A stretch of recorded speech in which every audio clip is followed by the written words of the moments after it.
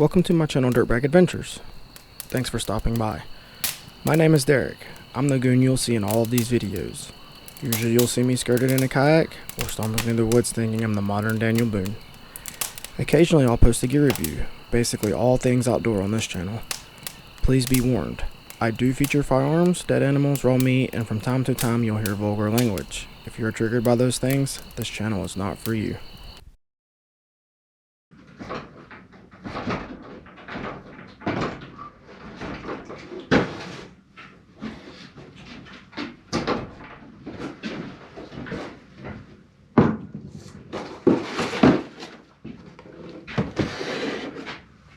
What's up, everyone? I've got a new product and I just got it, picked it up from the post office today.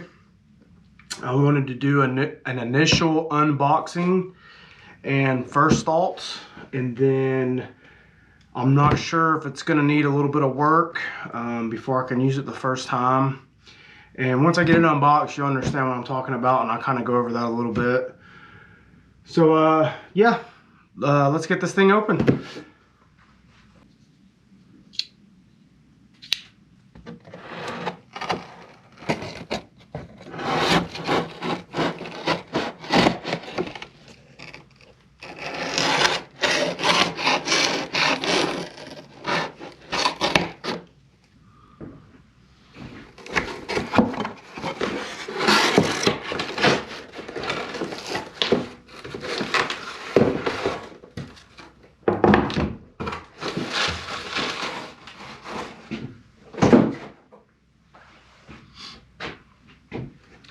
So what I have here is a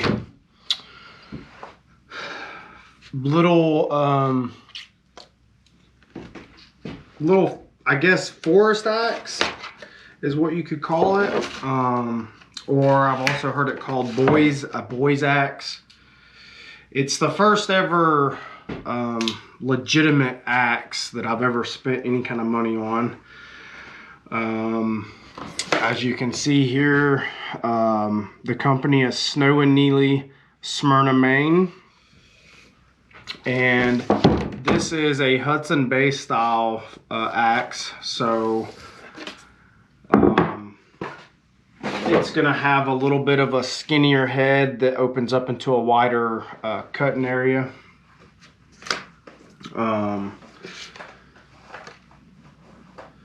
So as you can see, they got a little card on here telling about their company, how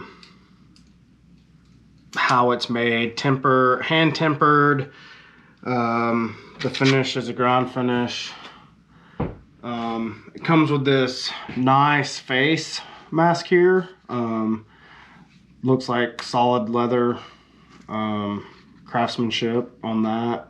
Rivets, pop rivet here, covers the blade. That's nice. One of the biggest reasons I bought this axe, USA. This whole axe is manufactured here in Maine, United States. So as you've seen there, looks like the axe head itself isn't very sharp, actually, and this was what I was talking about having to do some work to get it set up.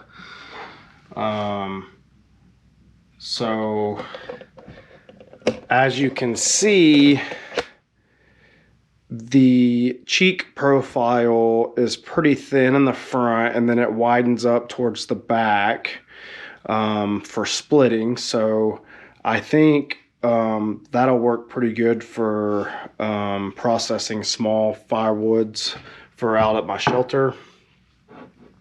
And I'm just looking at the profile here on the bit, and I'm probably gonna work that back just a little bit with a file, and then I'm gonna hit it with a stone. And I'm gonna hit this handle with some sandpaper. It looks like it does kind of have a slick texture to it. It doesn't look like it's been treated, but I think it's got a poly clear on it.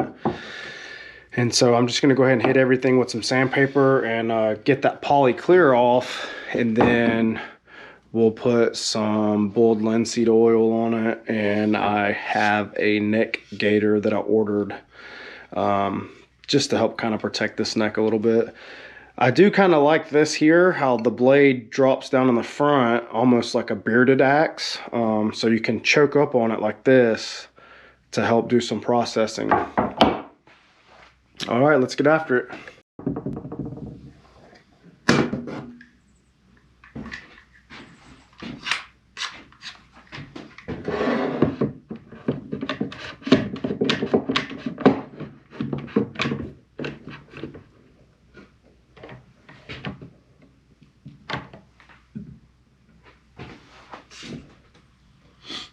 So we're gonna hit this handle with some 220.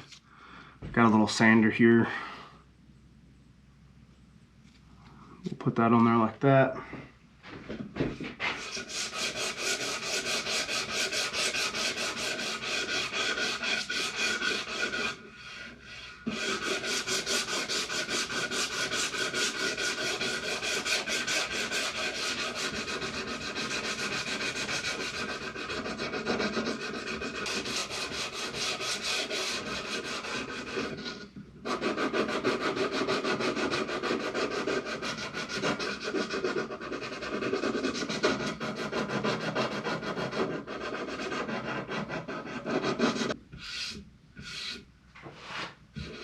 And so this up here at the top, the neck by the head is a lot rougher.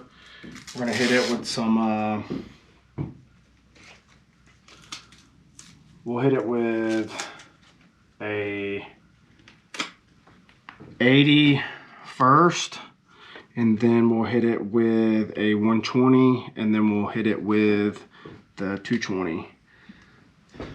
So here we go with the 80. I don't know, you can hear that, how rough it is up by that neck. Now we'll hit it with this 120.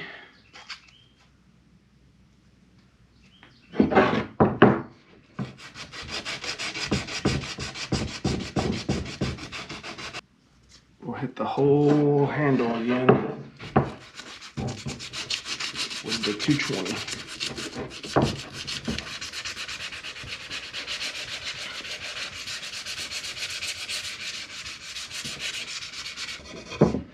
Make sure when you're doing this to get the end of the axe down here, because this is what helps the axe dry properly. And if this is coated, it absorbs everything in through the end of the wood.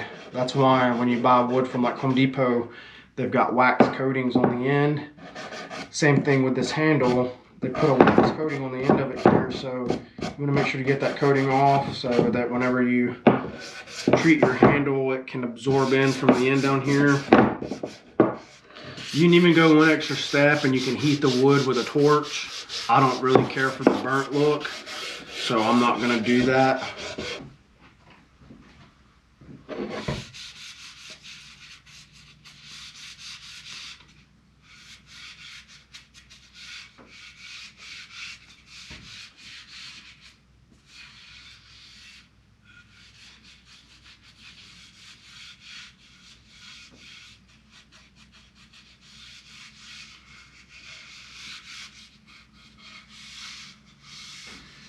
So there it is without the poly on it.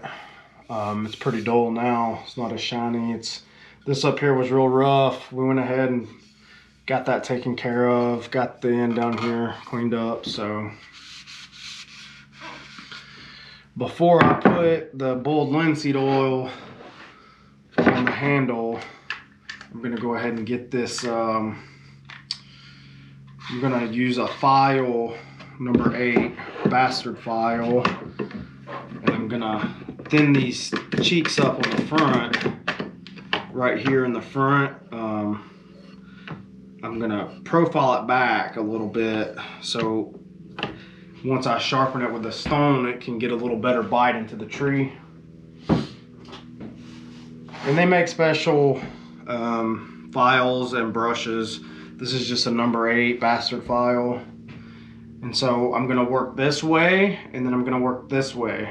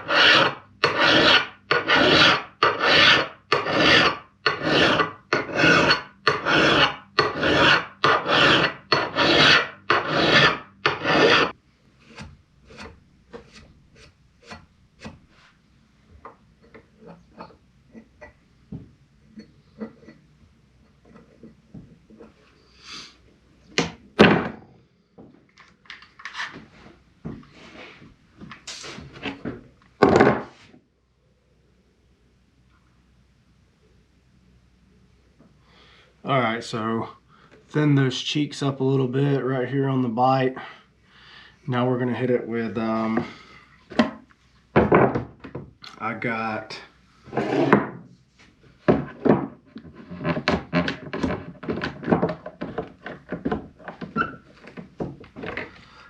ordered this grinding stone. Nice little leather pouch, and keep it on your belt. It's got a coarse and a smooth side. So we're gonna go ahead and see if we can get this guy sharpened up.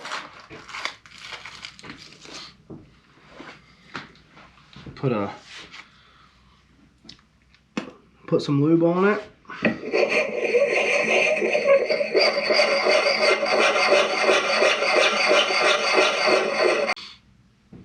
Gotta start being careful at this point because it should be sharpening up pretty nicely.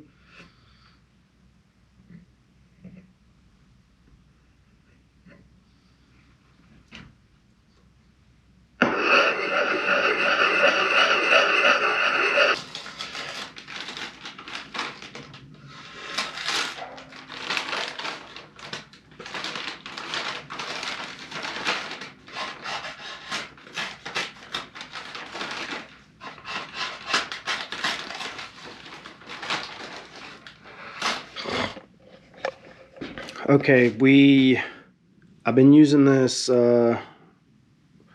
sharpening stone, and I've only used the smooth side, and we've got it sharp enough that it cuts paper pretty easy. There's a nice blade on it. It's definitely the sharpest I've ever had an axe. So I'm actually okay with that. So what we're going to do now is we're going to go ahead and put this bold linseed oil on the handle.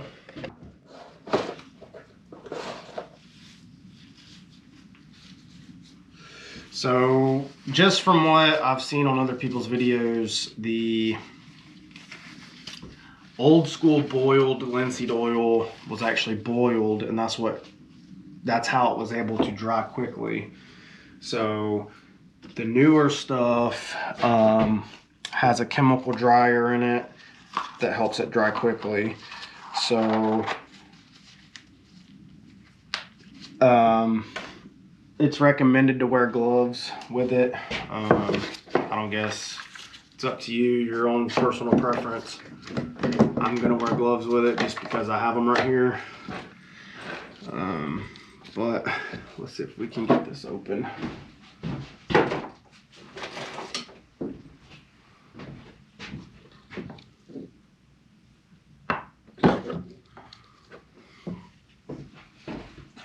And so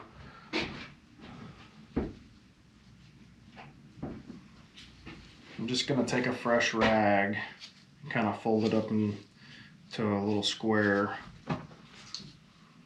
and put a little on there, and then start wiping it in. I should probably put the face on that.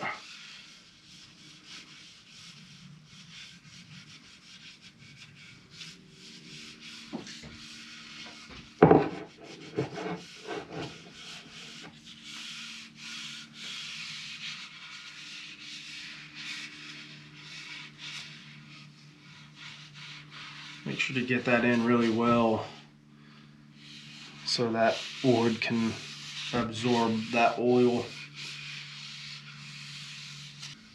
Alright, I think that's probably good.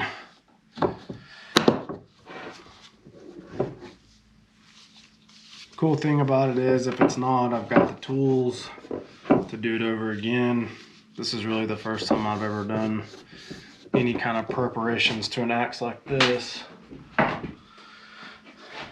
And so, just from what I've seen on how-to videos, you take a fresh rag and then just kind of dry it off. And so something I was just looking at, they used, it's hard to see, but they used circle style shims. So, and they used 2 of them. So I shouldn't have a problem with this head getting wobbly or loose or anything anytime soon. And so I ordered this neck gaiter. I'm not sure what I thought, but I was thinking that it would be like a real piece of leather, but really it's just a piece of plastic or pleather. But it's better than nothing, so I'm gonna run it. And then maybe later on I'll get me a real leather neck guard. But for now we're just gonna use this thing. And it's supposed to be a universal fit, so that looks pretty good.